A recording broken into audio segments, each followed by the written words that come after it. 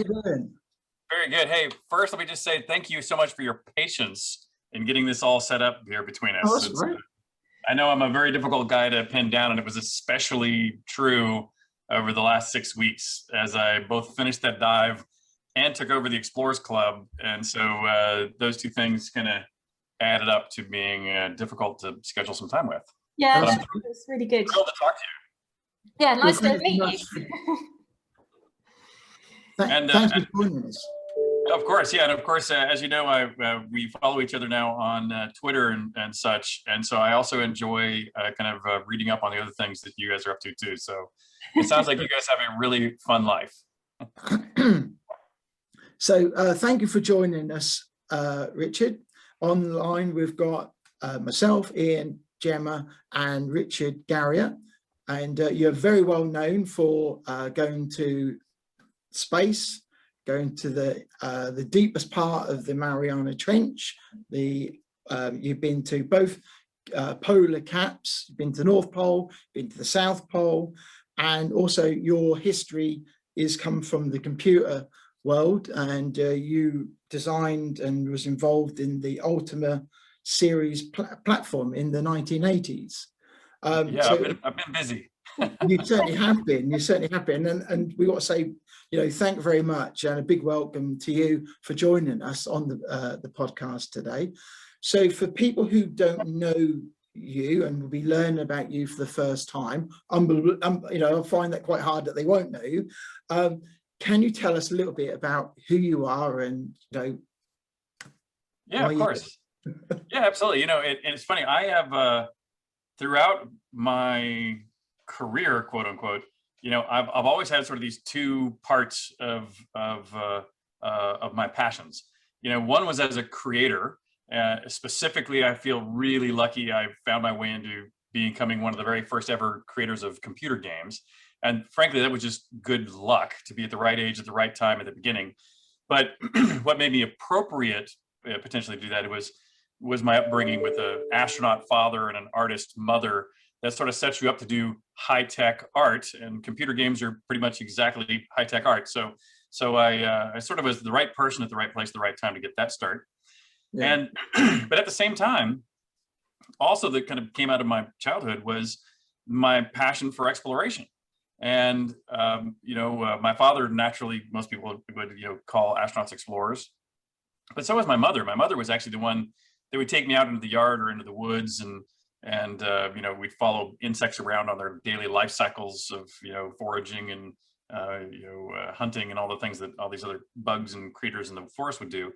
And as a family, we would go and do a lot of travel, and including scuba diving. So I've been scuba diving since I was really a kid, but that was just all this kind of rolled together. And I even wrote a book a few years ago called Explore, Create, and how I just think those are, at least for me, tied together at the hip. That exploring is what inspires me to go create worlds that are inspiring for other people to go explore themselves.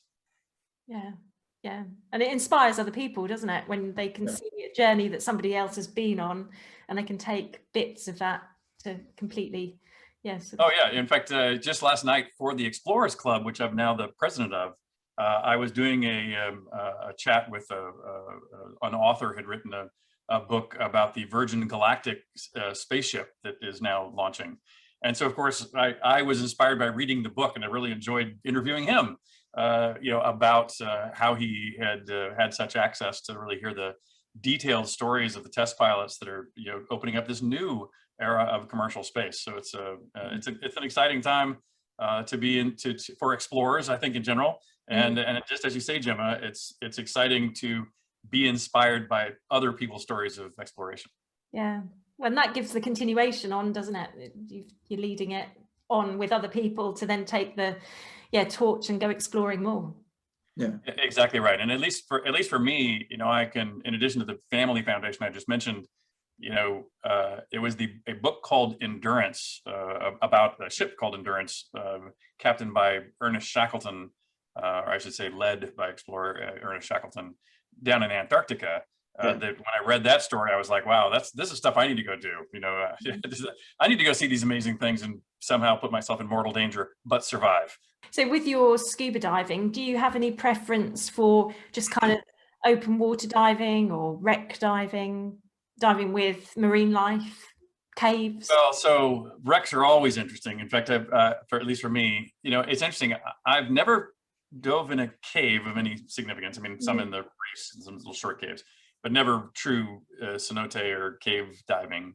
And I would find that both fascinating and intimidating in the sense of that is a calculable risk that, you know, begins to build quickly if you're, you know, and as you know, scuba diving, just like skydiving or a lot of these other sports, you know, you need to be current. You need to be, you know, stay active and skilled before you push those envelopes. And so cave diving is another one of those things where I wouldn't do it unless I was, you know, well trained and doing it very actively for a period.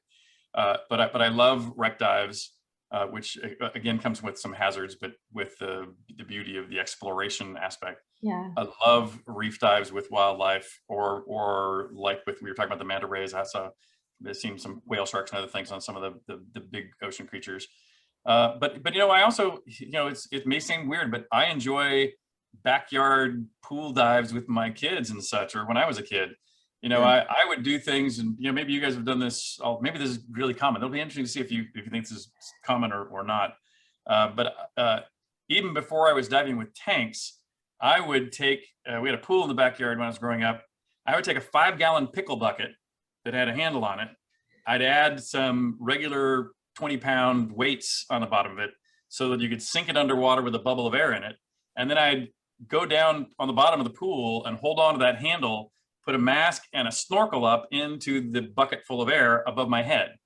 And so I'm rebreathing a bucket full of air, but that actually lasts for 20 minutes, you know, before you start going like, hey, it's kind of, you know, you feel a little too much carbon dioxide in this little bubble, and you know, go grab yourself a new little burp of air. Or I would sit down at the bottom of that pool, and I found that, you know, if you stand on your head on the bottom of a pool and let the tip of the tank touch the bottom, and so your lungs are above the regulator, and so you actually, if anything, have a little bit of positive pressure pushing air into your lungs, a little more than having to suck. I found that to just be a really relaxing position to just go, not really sleep, but snooze on the bottom of the swimming pool, head down with the tank. And so my parents would come out and go like, where's Richard? We haven't seen him, you know, for 15 minutes out here in the backyard. And it's because I'm half asleep on the bottom of the pool standing on my head.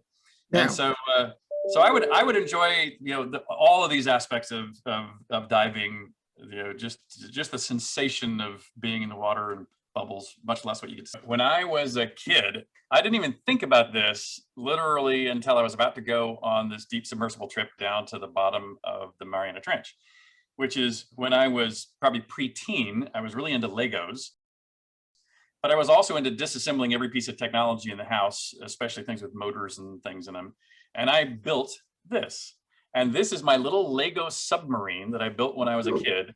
And it's hollow down the middle, so I could put in two or three batteries and a little motor that I would take out of some motorized slot car kind of thing.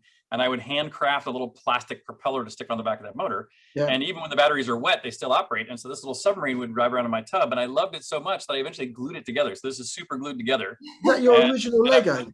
And I've had it my whole life. And so, yeah, this is my Lego submarine that I've had since I was a kid. So, of course, I took it down to the Mariana Trench as well. So, yeah, so this is so my passion for going underwater, even in submersibles, goes back further than I had thought of until I just did it. Yeah. So your exploration to the Mariana Trench, how did that come about? Well, you know, it's funny how a lot of these things happen in that a lot of the exploration I've done, whether it's, you know, previous deep dives to, let's say, that Titanic and this vehicle here, the Mir submersibles, or frankly, even going to space, some the stuff I've done in the poles, a lot of that was with companies and organizations that got built out of meeting people at the Explorers Club. I mean, the Explorers Club is a really amazing place to meet this combination of young researchers who've gone like, I know I want to go study this thing in this place, but I have no idea how to get there or what I need to bring with me, or have the resources to pull it off. But I really want to go, and I think it's good science. And then they'll meet the second kind of person is at the club that's going like, "Yar, I'm the old sea captain who's been everywhere, and I know how to get there, and I can tell you who the outfitters are, and I can tell you what you got to pack, but you'll have to come up with your own money." And then there's the third kind, which you know, could be the least helpful, the least helpful in one sense, but most helpful and essential in another, which is the people who go like, "Hey, I really want to go do that too, and I'm willing to help fund it." And so, and that's sort of what I would have always represented, is the person who says, "I really want to go do these things. I'm not that scientist. I hadn't been there before, but if we build a company to go do it and I get to go, I'm there. I'm in. Count on me as part of the team." And so that's how I got to do a lot of these things. And it's related to how this deep submersible trip came up with Victor. Victor Vescova was the guy that developed this submersible limiting factor. He himself had the passion to want to go dive the deepest place in all 5 oceans, which he did 2 years ago. And then afterwards, he's saying, "Now I've created this great tool. We need to use this for science, but that's still, science is expensive to do with something that goes that deep." And so what he set up was a program where he invited many of us that he knew through the Explorers Club to join him in being basically patrons of science. And so by me going and being willing to help out as a mission specialist with some of the experiments that were being sent out to the submersible by university students all over, we would help operate this science in the deep. Plus, we were supporting, in addition, we invited scientists, Victor really invited scientists from all the local areas around where these dive sites were, so that those countries, for example, could you know, the Mariana Islands could have one of the scientists from their islands to go down into their trench, you know, which those individuals, much less their countries, you know, wouldn't afford on their own. And so we're subsidizing, you know, global science. That's really important work that's being done, and that's still happening right now. So that machine has now made, you know, close to pushing 100 dives, I think, down to basically full ocean depth all around the world. Is there like a lifespan on that? You know, is it like an aircraft where the airframes can only do certain amount of hours before they're kind of, you know, too unsafe to go? So is that what submarine the same? It's close. So deep submersibles all have a cycle time before they have to be completely disassembled and inspected. And what generally happens is the pressure hull, what you might think of as the airframe, is actually so durable, so overbuilt, that those will generally last forever. You still want to inspect them and make sure there's no corrosion or any other joints, you know, having some oddity problem that you want to catch long before it becomes a real issue. But the real wear and tear is on the stuff that's on the outside. The batteries that are exposed to full ocean depth pressure, cabling, the manipulator arm, cameras, lights, sample trays, those things are actually getting significant wear, both from the pressure increase and from physical manipulation. And so those just get changed out on a rhythm. And if those fail, it's okay. You know, in fact, it's not uncommon on space flights and deep submersible flights, dives.